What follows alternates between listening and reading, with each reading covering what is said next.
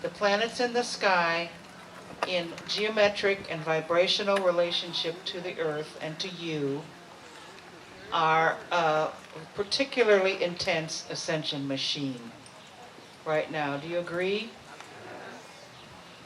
And it is for the good. I have a wonderful app on my phone called Time Passages. And the man who wrote the explanations always says, with a challenging or difficult aspect, that the rewards are great with effort over time. And that's what we're in. And so I'm going to talk about the energies today and going forward this year into next year, and some of the key planetary energies that are playing with us, playing on this whole thing. We've always been in an ascension machine. It's why we came to Earth, to ascend or lift, expand, and grow in a consciousness. That's what ascension is. And becoming more and more the light and the love being that you are already. But we agreed to come to this earth and take on a body, an animal body, and live on a earth plane with all the beautiful manifestations and raise the energy of our consciousness. And it's a process. And I'm going to talk about the season of eclipses upon us right now, and the key planetary language. Now, as I pulled out my phone and I looked at the chart, the ascendant of the chart right now has gone into Capricorn. And the messages right now, the most powerful messages right now are from Capricorn. And it's polar partner Cancer. It's where the eclipses have been this last month. I'll talk a bit about those. Capricorn in a natural wheel represents the very top of the chart. One's purpose, where the energy comes down and enables you to lift or ascend from the deepest point of the ocean up to the top of the mountain. The symbol is the sea goat. It has a fish tail and antler and horns, and they climb and they climb and they climb. A lot of people think that what's going on right now and the chaos, which is nothing to fear. In ancient Egypt, there were two principles: chaos and order. And they go together, and they're supposed to work in and out, like breathing, inhaling, exhaling, inhaling, exhaling. What Mary's doing, as I understand it, is building an ascension chamber. It's where light beings ascending can come and find, as if there is a holy of holies in the Temple of Earth, where the ascension effort is greatly assisted and greatly blessed. And so if you've come here with a burden or a heartache or a rough time, this is an energizing place for you, and a place of retreat and enlightenment. Now, the whole of the solar system and our planetary brothers and sisters of the solar system, with geometry and vibration, are the greater ascension chamber. This is the whole ascension mechanism. So what is in Capricorn right now? Saturn and Pluto. Saturn and Pluto come together about every 38 years. And when they do, both of them work together. I'll tell you what each one means and what they have marked in history, and you'll see what I mean. It marks a time of great change. Great change. Now, change, with ascension, the change is within. But around us, the pressures come in, and the changes come about because we have ascended to be ready for what the change will produce. So it's not to be afraid of. One of our great colleagues in astrology, Michael Luton, says, don't worry about Capricorn. We're not destroying the earth. Capricorn is structure itself. Capricorn is the mountain. It will still stand, no matter what the changes that come. Now, when did this happen before? The first one this last century that most of us learn about was the beginning of the Great War period, 1914. What happened? The monarchy structures of Europe started falling apart. And there was the First World War, the first phase of the Great War. Archduke Franz Ferdinand, heir to the Austro-Hungarian Empire, was shot to death with his wife by the Bosnian Serb in Sarajevo, Bosnia. And there has been chaos in that area of the world throughout since. But that started the conflagration in Europe.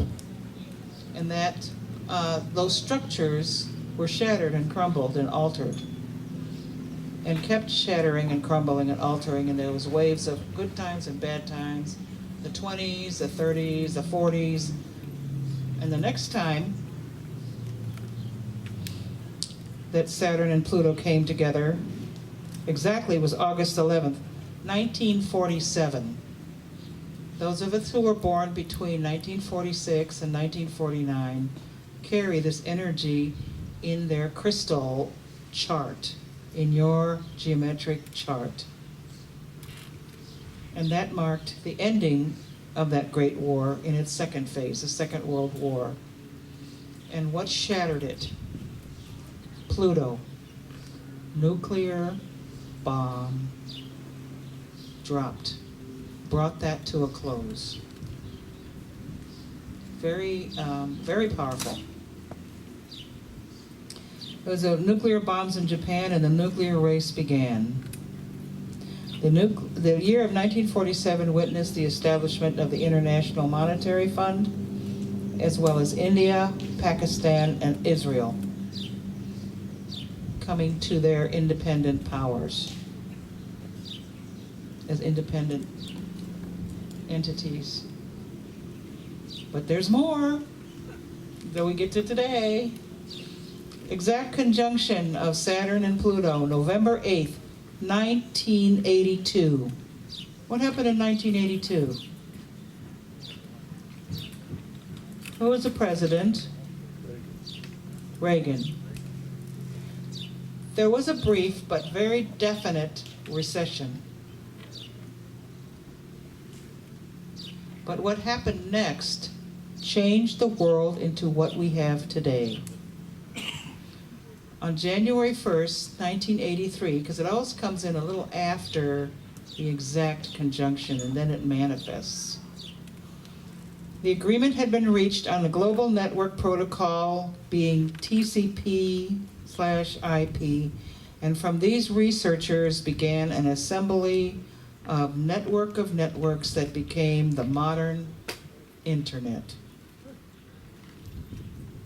Is that a change or what?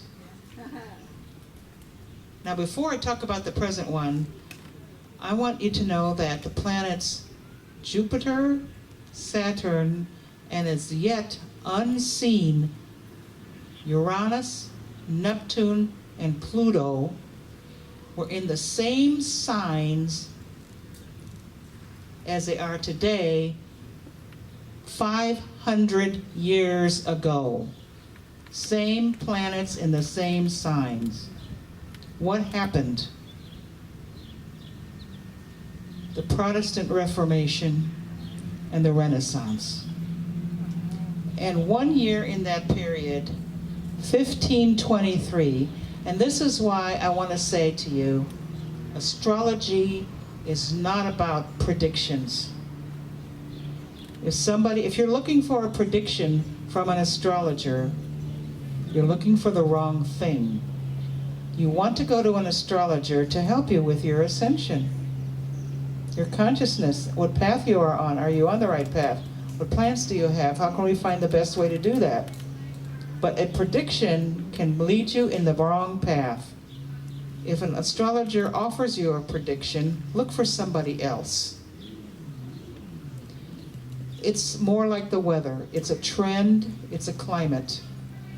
And the details are up to you, just as your ascension is up to you.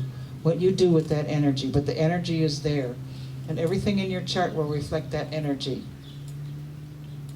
But an astrologer can help you with your details, your narrative, how you are living that energy out with your particular family, with your culture, with your situation, with your plans, because you are the co-author. So don't be a passive person getting a prediction, or something bad happens, go back to the astrologer. Why didn't you call me and tell me this was going to happen? What kind of a question is that? First of all, you need to go to your astrologer and ask them for a consultation. Second of all, you work together with your astrologer and find out what's happening in your life, and we work from that. I can't predict what's going to happen to you, particularly with the outer planets. So in 1523, what did they predict? They predicted a flood, a world flood. Why? Because most of all the planets were going to be in the sign of Pisces, which is a water sign. And up to that point, were trying to retrofit all the episodes in the Bible to astrology. And they figured it was all created when everything was in Aries, the first sign. And then in the sign of Pisces, everything was going to be washed away. And everyone believed that prediction, and they were scared. And a big important count in Germany built a 3-story boat and ark on the Rhine River. And in February of 1523, it started to sprinkle. And people panicked, and they rushed that ark. They wanted to get on board, and they stampeded, and they dragged the guy out of his ark and stoned him to death, and over 100 people were crushed to death. Was there a flood? No. But let me tell you what happened later that year. That same year, the Peasants' War broke out throughout Middle Europe, and it dissolved the feudal system. The peasants were no longer willing to turn everything they creatively did over to their rich landowners. Think about that. It started to dissolve the feudal system and the authority of the most powerful entity on earth at that time, which was the church. And so you see, the Protestant Reformation was part of that. And the awakening of the Renaissance was all part of that. That big change started to unwind. 500 years ago, there are entities of this earth right now that want to reestablish the feudal system. They're trying to reestablish the feudal system. Do you agree? You know? Why can't we be individuals, sovereign individuals, serving our purpose on this earth to lift the earth in new ascension? That's a problem. But that comes. In 500 years, there's been a re-echo and a cycling. 1503, the first slave ship was fitted for carrying human cargo, 500 years ago. Are we done with slavery yet? Are we done with equality yet? There's a whole bunch of things. I'm going to talk a little bit more about that on Sunday when I talk. Okay. So Saturn, you have Saturn and Pluto. Saturn is the auditor, the controller, the structure. Saturn is the rules of the game. Whatever game you are in, it is the rules of that game. And if you play them well and you play them with integrity, Saturn brings rewards. Big ones, it does. If you are not playing correctly, if you're not playing with integrity, it limits you or cuts you down or rats you out and gives you a bad audit report. And then you think that Saturn is the bad guy. But whatever rules you agreed to, you are not playing. Right now, Saturn is in charge because it's the ruler of Capricorn. So this year and into next year, till the end of the year 2020, at this winter solstice, Saturn with its brother Jupiter are coming to a conjunction, okay? And what is Jupiter? Jupiter is the expander, the benefactor, the exaggerator, bigger, better, faster, everything. They're coming to a conjunction. Now, throughout history, before they knew there were other entities beyond Saturn, Jupiter-Saturn conjunction was called the Great Conjunction, whenever it occurred.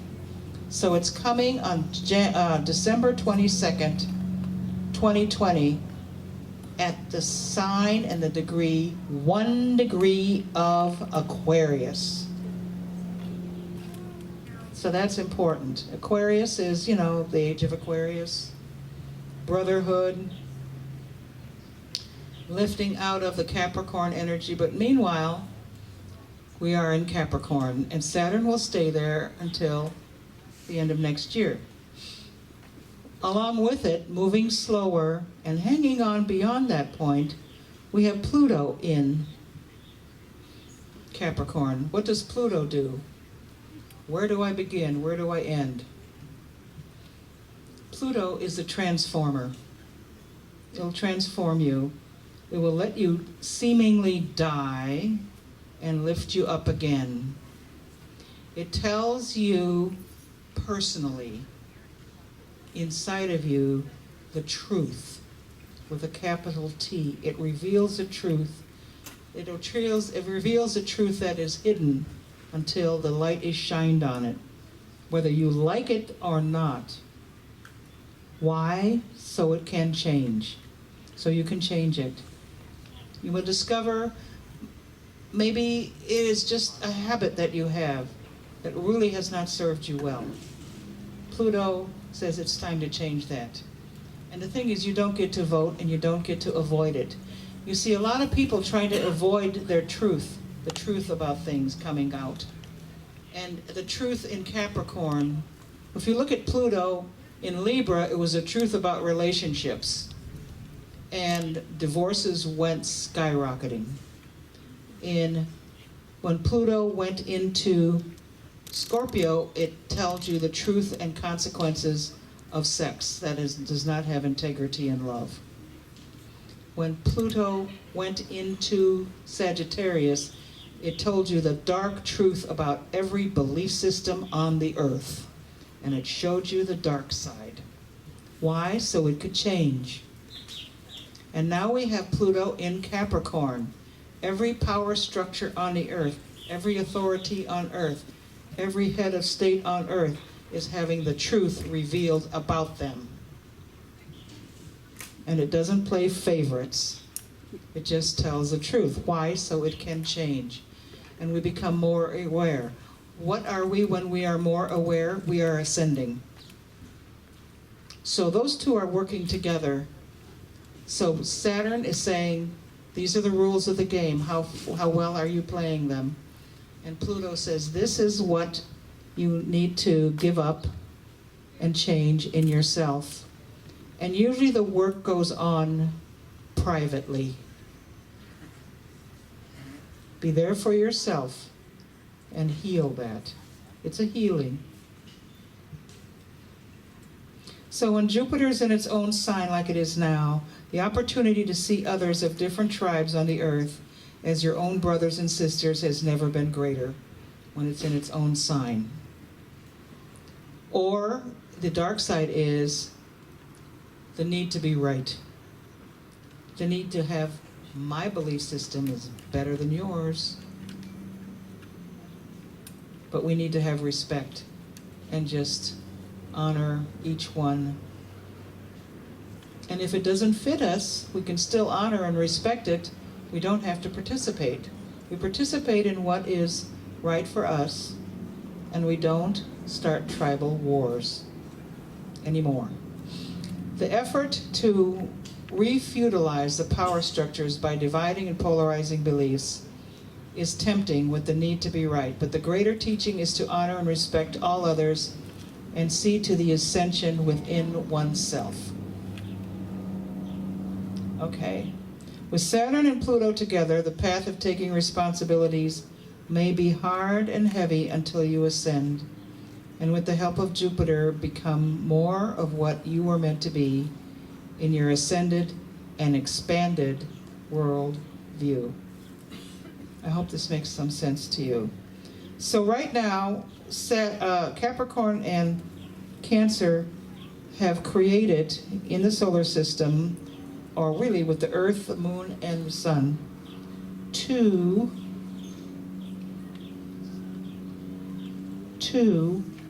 eclipses this month. Also, if any of you follow crop circle connection,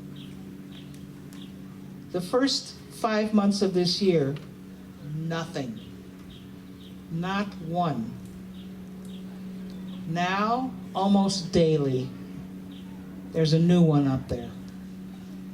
And it's symbolic language. And people are looking at that to interpret that or to verify something that they're doing. Usually it's a feeling of verification. Now an eclipse, the solar eclipse happened on the 2nd of July at 10 degrees of Cancer.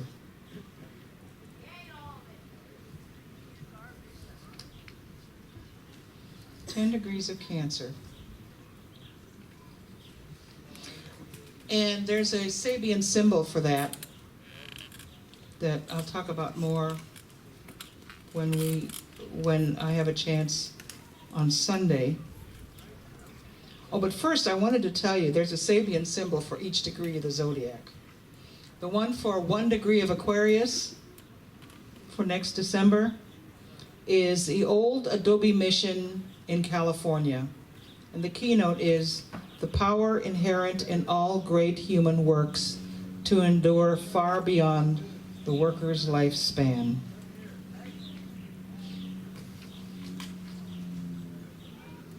And the lasting values. Some aspects of life are more important than others, and we build lasting forms for those that we want to outlive us.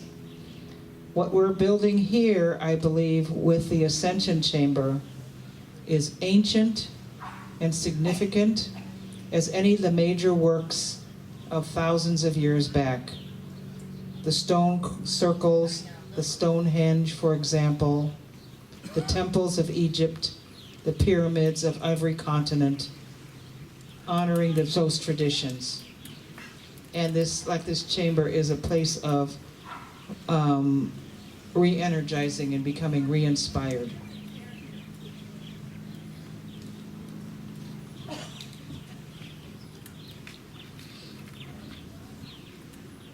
I know I've written somewhere.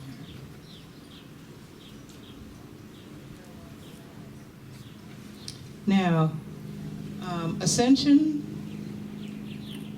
I've meditated on Ascension, and this is what I got. Ascension is a personal therapy guided by God perfectly in your life, in divine order. It's geometric throughout the universe to work. It is change from within each day, if you wait for it and look for it, has an ascension moment or a God moment.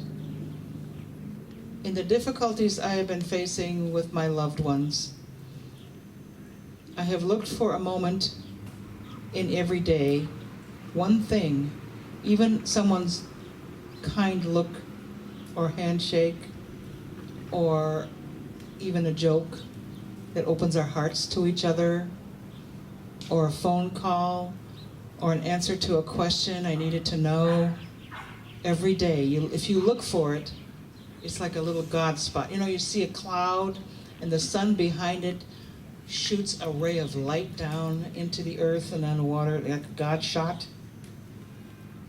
A moment like that. In the movie, What the Bleep Do We Know? Joe Dispenza talks about, I create my day. And you anchor your purpose for the day, like I'm here to become a teacher, or I'm here to do healing, or I'm here to be an advocate for my child. Show me sometime today in a way that I can understand that this is happening. Ask for it in the morning and you'll get one, or two, or three some days. And it's gotten me through so far. I hope it keeps going. So check yourself. What is ascension and what isn't it? And I don't mean to be critical at all or refer to any person in particular, but it really is moving from your head to your heart. And what resonates with the heart is love. What resonates with the solar plexus and the mind is criticism and fear. So go for the heart. If it doesn't give and share the abundance you've been given, it isn't ascension. If it offends the children or makes them suffer, it isn't ascension. If it uses doctrines to separate from and alienate others on this earth, it isn't ascension. That was painful, wasn't it? Chills. Thank you. If it violates, harms, destroys, and mismanages the resources of this earth, including light beings called people, this time, humans, it isn't ascension. What is ascension? If it is kindness and harmlessness for all concerned and flows from the heart in that way, then you're working on ascension. So Jupiter, Saturn, and Pluto, and all the planets are helpers. But right now, those eclipses, the one on the 2nd was a solar eclipse. The one on the 13th at 24 degrees of Capricorn was a full moon lunar eclipse. Now, Capricorn and Cancer are somewhere in your chart. And the areas of the houses or the areas of your chart, of your life, where those hit, are where revelations will come to you and changes will start taking place over at least the next 6 months. There's at least 4 eclipses a year. This year is 5. There's one more in December.